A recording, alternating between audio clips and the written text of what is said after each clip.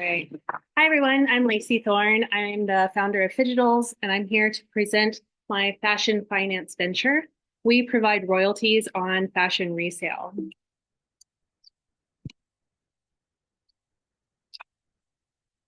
When we think about the fashion industry, we often think about it in terms of our own closets, which often look like this.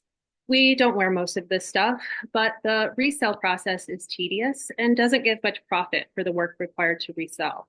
So if we want to clean up our closets, the easiest solution is just to donate. End of story, right? But from a global perspective, the fashion industry actually looks like this.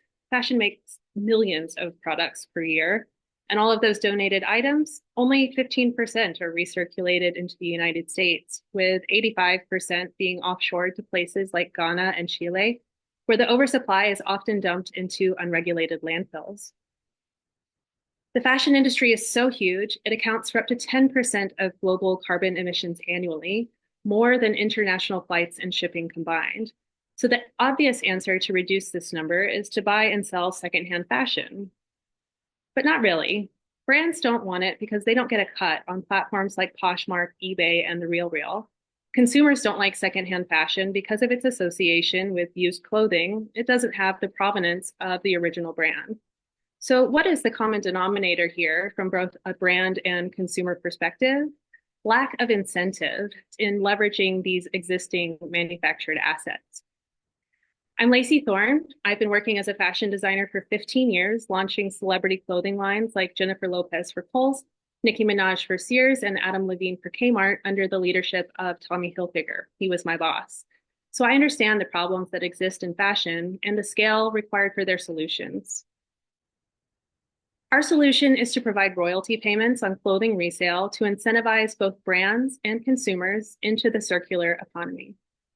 So how does it work? Phigitals partners with brands to serialize individual garments at the manufacturing point with a QR code. That QR code tethers the item to our database so that when a customer is ready to sell, say, 50 items in their closet, they no longer have to go through the labor of uploading each item. All of the information is preloaded into our database. They simply scan the QR code and hit sell to automatically upload the item to our branded e-commerce resale website in a peer-to-peer shipping model that avoids the overhead of warehousing. And every time that article of clothing sells in the future, our technology allocates royalties to every person that has ever owned that item, including the brand. So in our model, a great jacket could be produced and purchased in the year 2024, and you could still be receiving royalty payments on that jacket in the year 2050, avoiding up to 86% of carbon emissions at every resale transaction.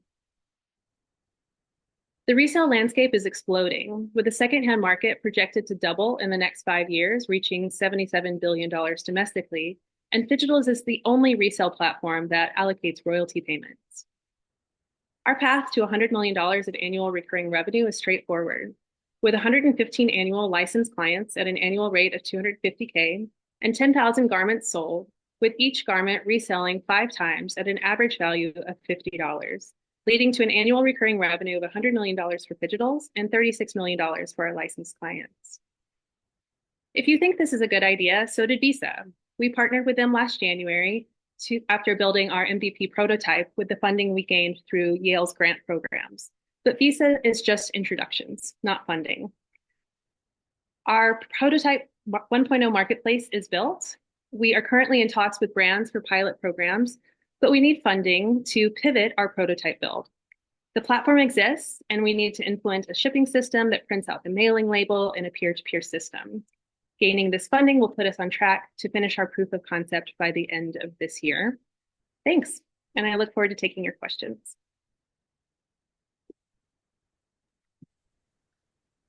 Hey, Lacey, it's Dave. Hi. That's the first time I've seen that. Yeah. My general view, I liked it. I've remained intrigued. I've always thought there's this really big market with a lot of players that's going to take millions of dollars to capture, right? And how do you go about how do you go about doing that? Um, so that being said, you've identified that there's a real market. I think you could potentially maybe identify that it is taking place today, right? I mean, there was a slide in there, but maybe you could say if there was some data, and I'm starting to think about my daughter, right? We talked about that. I've got newly show up at my house, every month at $109 a month, for her that she's shipping back. Um, if you knew what was taking place there in this market might be valuable.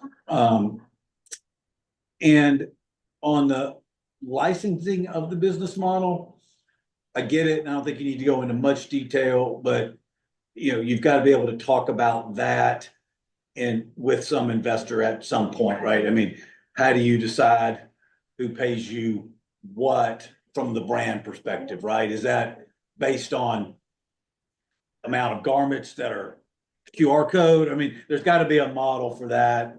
Maybe it, but you're at least going to have to, you're going to have to be able to communicate that at some point. Uh, Overall, first time I've seen it, I thought it was pretty daggum good. I mean, it's compelling. There's a story there. It is a challenge for sure, but I liked it. Thank you.